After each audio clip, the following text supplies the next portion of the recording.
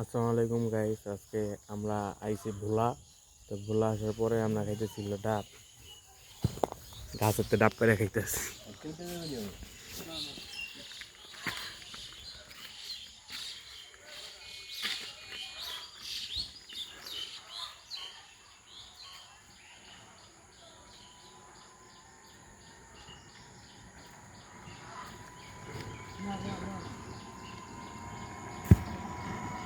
আসসালাম আঙ্কেল,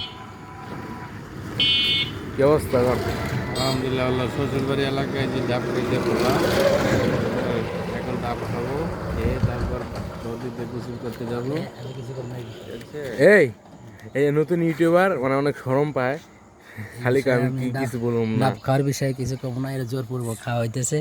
বলছিলাম যে দুপুরে খাবো, কিন্তু কথা শোনে নাই, সে আমার কথা শোনে নাই। তো ডাবের নির্যাতন, তো ডাবের নির্যাতন। ডাব সকালে একবার খামু, বিকাল একবার খামু, রাত্রে একবার খামু, দেশে এসে ডাব খামু না?